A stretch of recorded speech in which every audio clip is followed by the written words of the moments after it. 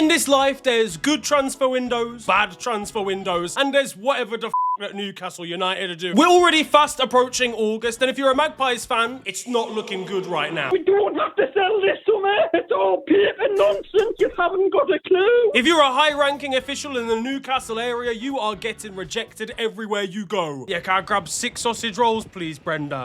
I'm sorry, I just gave them all to Burnley, mate. Shit! Missing out on key targets, a lack of clear planning, and their star man wants to leave. Things are not looking good over at Newcastle United.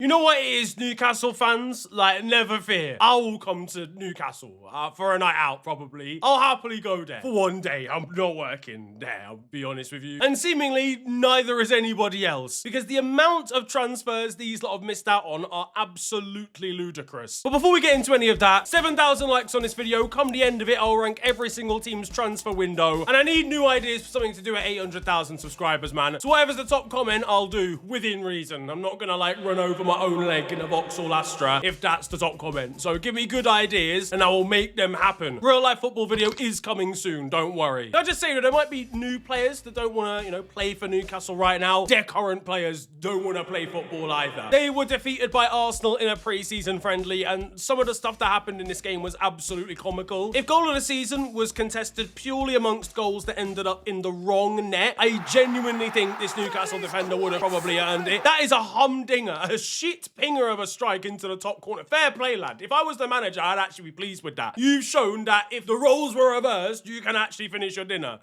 Not today, obviously, you ate your sister's dinner instead. That's basically the equivalent. But the most incredible thing about this game, and in fairness, it's testament to the talent, not just Newcastle, but they were absolutely battered by a 15-year-old. Yeah, Max Dowman, who's been kind of like this mysterious, incredible talent that has been coming through Arsenal's academy seemingly for about 6 years now, has arrived at the senior team, and it's scary, lads. I'm not gonna lie to you. Why have they given the English Yamal to Arsenal fans? It's actually not fair. Yeah, he was absolutely mental in this game, skipping past people at will. Again, he hasn't even picked his GCSEs yet. Even won himself a penalty with a surging run that started near the halfway line. Impressive, given he's literally a child, but like slightly less impressive, we take points off, given it was against Matt Target. Like, genuinely, I've not heard that name in about 3 years. Apparently, he missed half a season because of an eczema flare-up. Bro, his skin was crying out in pain when he was getting skipped past here, I'm not gonna lie to you. Joe Linton challenged him for the pen, and he had to physically slap him in the face to stop him elsewhere in the game. Arsenal genuinely could have called the NSPCC. Just take that into account. Imagine what Joe Linton's doing to his little cousin when he arrives for his baptism. Honestly, the world needs to be watching here because this is a serious talent. Karim Benzema was even watching on in his living room, so knowing him probably for different reasons. This kid was in year 5 in COVID. Bro, I'm so old. Oh my God. But this video is not about Max Dowman, all right? It is about Newcastle, who were beaten by him. He's had Joe Linton on toast from the start of the game. And whilst this game,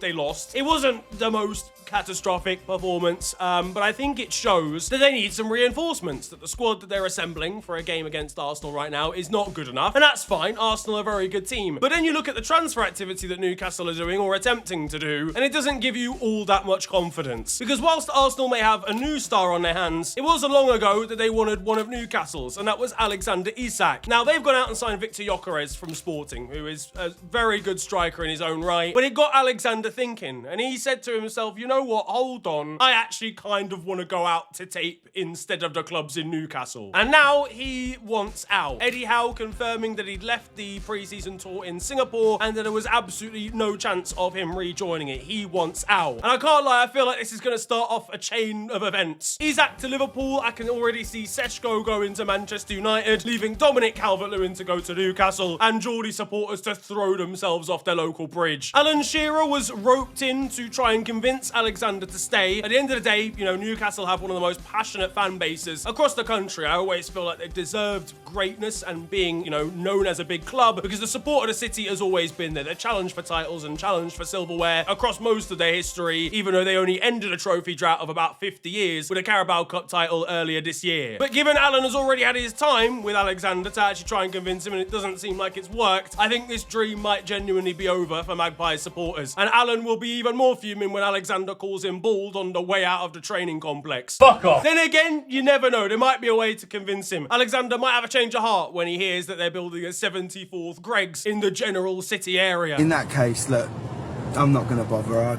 I'll just turn around. If you're Arnie Slot, by the way, you've actually just ruined an entire football club for no reason whatsoever. This ultimatum's killed them. I know Newcastle fans wanted it not to be the case. I honestly thought once we signed Ekatike, it was a wrap. I thought they were just going to keep Isak and keep it moving. In my mind, they'd made the right decision. We gave them the ultimatum of we either take Isak off you or we'll take your #1 target, and they chose to just keep Isak and not sign Ekatike. Fine, that makes sense. Isak is easily the better player. But now that Isak wants to leave, they're in serious trouble, guys. To be fair, so's Arnie Slot. How is he going to keep these two in the same team? Hugo, I'm sorry, G, we're escorting you out of the manager's office already. You're going with the under-23s. I'm wondering as well if we've found like crude oil under Anfield, because it's not making sense. The River Mersey must be looking a little bit different right now. The Saudis that own Newcastle, they'll be setting up BP pumps inside our ground. As I said though, for Newcastle, this is bad news. Ekatike's gone to Liverpool. Alexander Isak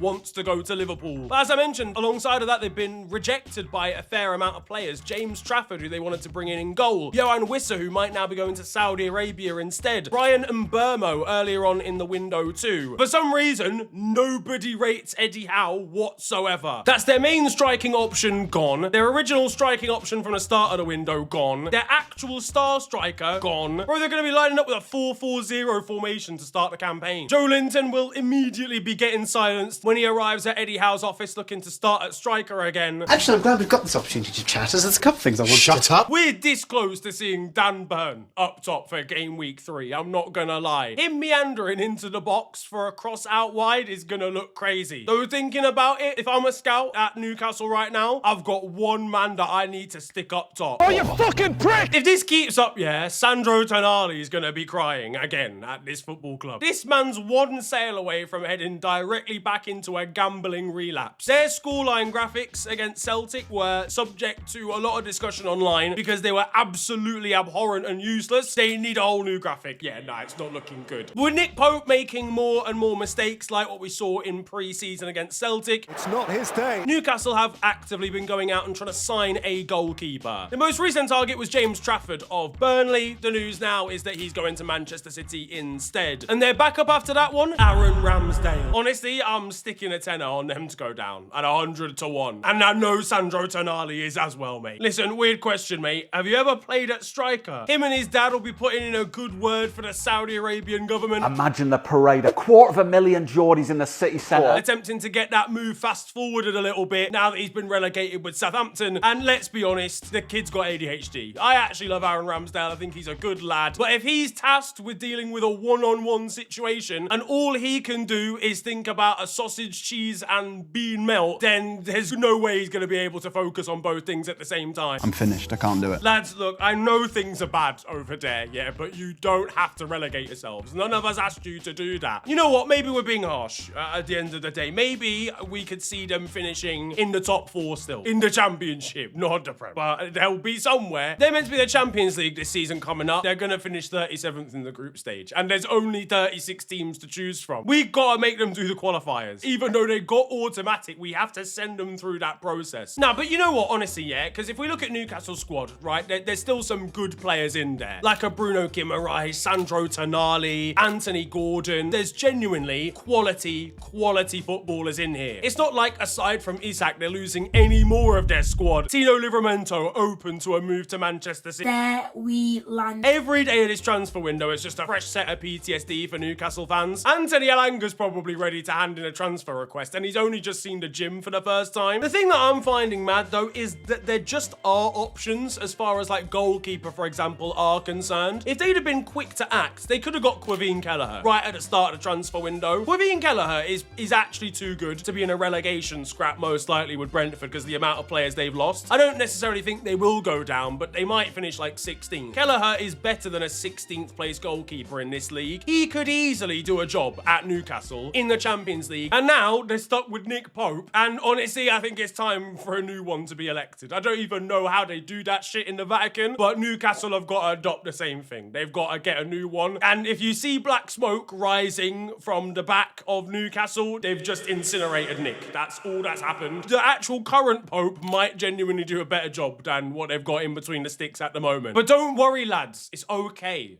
They've got John Ruddy to save the day. These lot are finished. What the hell is even going on over there? What I mentioned there was planning, and we're going to talk about that in real detail in a second. But I know what some fans outside of Newcastle supporters are thinking, and I would like to apologise to Newcastle fans at this point in the video. We are actually now going to talk about what the hell you lot are going to do, because you've just been rinsed for the first 25.5 minutes of this recording. Jesus Christ. But the first thing that non-Newcastle fans are probably thinking, and what has been a rumour that's been swirling around at different points because of Newcastle's ownership and their spending, is FFP, financial fair play, or PSR rules, which basically are rules that prevent clubs from spending way over their means, or potentially outspending other football clubs in a league by 10 times, 100 times, if they don't actually make certain amounts of revenue in certain aspects of the football club. Now, Newcastle have had to work within the means of PSR for a little bit. You know, they did that original spending. They brought in the likes of Chris Wood and people like that, and then they went on like a second spend where they got people like Tonali and obviously Alexander Isak. But then things kind of slowed down quite dramatically after that. Obviously, they spent a lot of money on Tonali. He basically couldn't play for his first season. Everything kind of just stopped. They signed like William Osula from Sheffield United, who's an all right backup striker, but he's not a first team player. I think the only player they brought in who could challenge the first team last year was probably Lewis Hall, but that was just the completion of a loan obligation deal. So they didn't actually really sign anyone new. Everyone was a little bit confused, given they are the richest club in the country by a pretty long way, given they're owned in essence by the Saudi Arabian government. The reason for that was because they had no headroom or wiggle room under PSR rules. They weren't allowed to spend any more money. In fact, in actuality, they actually had to sell some players, ideally, like Aston Villa have had to meet these regulations, to actually earn some level of income. Otherwise, they potentially end up incurring points deductions like Nottingham Forest and Everton had last season, or like could befall Manchester City after these 115 FFP charges. So that's what they were going for. I'm sure there's people that are thinking that might well be the same situation now. They maybe need to sell before they can buy players, and we'll talk about my opinions on PSR and whether it's a good thing in a second. But just to clarify, they didn't, right? They finally got themselves to a position where they actually have enough headroom, as it's called, enough space within the PSR rulings to actually just go out and splash some cash now. They reckoned with the sales of Miguel Almiron and Lloyd Kelly, which totaled to about £28 million,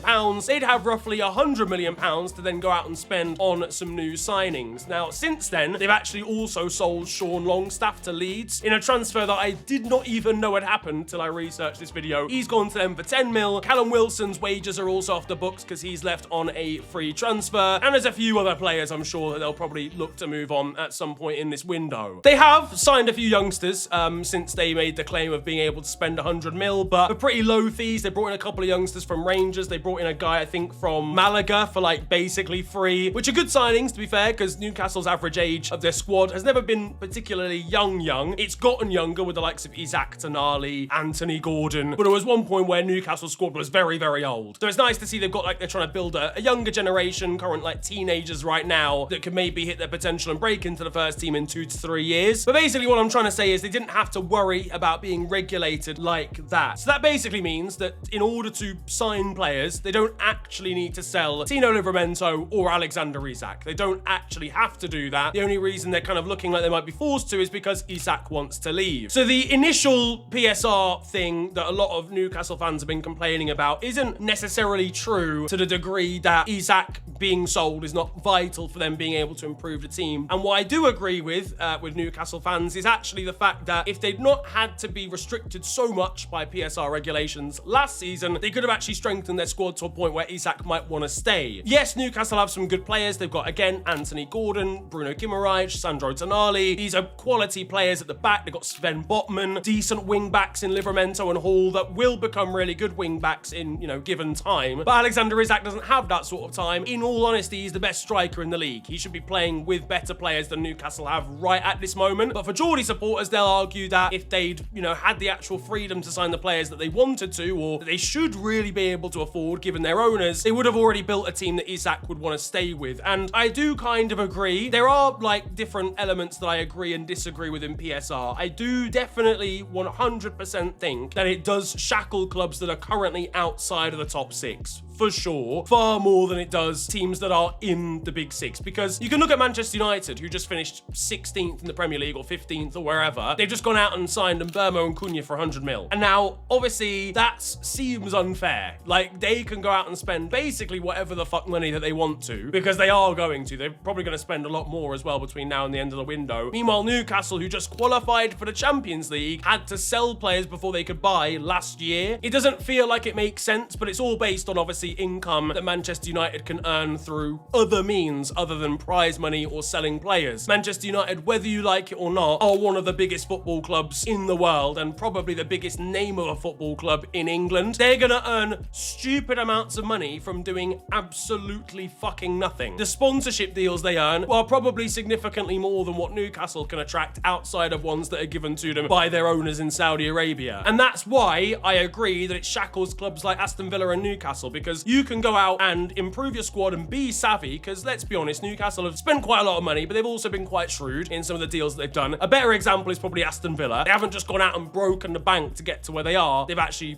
bought well, sold well, and now they're in a decent position and getting into Europe. They already, going into this window, were having to sell players. They were looking at maybe selling Morgan Rogers or at Jacob Ramsey just to be able to afford other players to buy. They shouldn't have to. They just got to the quarterfinals of the Champions League. But what I am going to say is Newcastle fans shouldn't blame this entirely on PSR. And I think they already know this. Ultimately, teams kind of having their pearls snatched off them has always existed, whether you think you should be a big club or not. And the example I'm, going to give as a Liverpool fan is with us in the early 2010s, right? We performed very sporadically. At times we were absolutely shit. At other times we maybe overperformed the players that we had. And ultimately we had to sell some good players before we could actually improve the squad in other areas. We sold Fernando Torres for 50 mil to Chelsea. And whilst he dropped off a little bit in the first half of the season, he was still our best player. And he just went to Chelsea. Raheem Sterling went to Manchester City. Luis Suarez ended up going to Barcelona. We would constantly sell players for big money, replace them for slightly cheaper ones until hopefully it worked. And then eventually it did. We sold Felipe Coutinho for a lot of money, spent that money on 2 players that ended up being significantly better than he could have ever been, and we managed to build our squad basically based on that model. Losing your best players to bigger teams has always existed, and it will exist till the end of time, but PSR has definitely made it worse because teams like Newcastle and Aston Villa feel like they absolutely have to, otherwise they're going to get points deductions. They can't gamble their financial safety anymore. They are restricted to doing a certain thing. But the actual other problem for Newcastle in this window has been absolutely no fucking planning. As I said, there's more than enough options for players out there. They don't seem to have backups for players that they miss out on. I will say it again, they should have signed Kelleher. I don't understand. Kelleher should not be signing for Brentford. With the most respect to Brentford fans, that man should be playing in Europe. He's a genuinely great goalkeeper, and I think he's going to prove it whilst playing for Brentford, I hope. I mean, they are a bit of a mess in other aspects, but hopefully he does a job. Either way, they've left it not till late. It's, the end of July, but there doesn't seem to be any coherent planning. There's a lot of situations where they're going in for a player who's already got interest from other teams, who's already got a couple of bids or other teams on the table. You went for Mbeumo. He was already wanted by United and Spurs. Then you turned to Wissa, who was already wanted by Spurs and Saudi Arabia. You waited till July, like a year, basically, since they first made a bid for James Trafford. Waited for other goalkeepers to become available and move to other places, and then got beaten to James Trafford anyway. It's harsh, and they've definitely been unlucky, but there does seem to be a lack of clinicality and real decisiveness. They feel like they do business in the way that Arsenal do, and that's okay-ish for Arsenal at times. Sometimes it doesn't work. More often than not, it can work more for Arsenal because it can guarantee Champions League football, as I mentioned, and they're challenging for titles. Victor Gyökeres doesn't mind waiting like 3-4 weeks because Arsenal's probably still his #1 target. When you're Newcastle and you're 5th and you've just got Champions League football and there's things starting to dissipate around you, Isak maybe wants out, you got to be decisive in other aspects of your transfer moves. And I think the reason why they're not being so is because their sporting director left right at the end of last season, and that is like possibly the worst timing to lose a sporting director, to lose anybody that's going to be involved in infrastructure or just in terms of recruitment as well. Like, quite literally the worst timing. I mean, Manchester United were looking for a new head of recruitment in June and July. That is a major alarm bell. You should have planned stuff by now, let alone looking to hire the guy that plans that stuff. Obviously, Newcastle can't help that, but I think that has caused a bit of a rift. Eddie Howe, reportedly there's been little, tensions between himself and the CEO and the sporting director that Newcastle had there, and I think ultimately it's led to a recruitment plan that isn't very coherent, that just isn't planned very well. But they've got to sort shit out immediately, because I look at Newcastle's squad, I look at the fact they've signed Anthony Elanga, who was very good last season for Forest, and I wonder, of all the places that they maybe needed to strengthen, I feel like that was like the least important. I know Jacob Murphy was like overperforming all of his actual stats that he was supposed to get right, but he was good last season. They've got Harvey Barnes, they've got Anthony Gordon. They needed a winger, yeah, but they probably could have gone out and sorted a few other positions out, like in goal, like at the back, like a potential second striker as well, and it's not going very well for them. There are aspects of Newcastle that I don't have the most amount of sympathy with. There's definitely some dodgy shit going on between them and Forest and like Aston Villa and Everton, who all seem to sell players amongst each other for like quite inflated prices, and I'm pretty sure that's to deal with PSR rulings as well, and they shouldn't have to do that. I guess their argument is that PSR rules force them into doing dodgy shenanigans like that with certain clubs, but it does all seem to be a little bit weird. Either way, Newcastle fans, chat to me down in the comments section. What do you make of your transfer window so far? I mean, I think I know what the answer's going to be. What do you guys need in terms of new signings, and what do you think the reasons are as to why this transfer window has been the mess that it actually is? If you enjoyed this video though, feel free to slap a like on it, subscribe if you are new to the channel, and you can also follow me on social media. It is at the official FNG on Twitter and on Insta. It's been a pleasure ranting at you guys today. Have a wonderful day, enjoy yourselves, and goodbye. Yeah, man.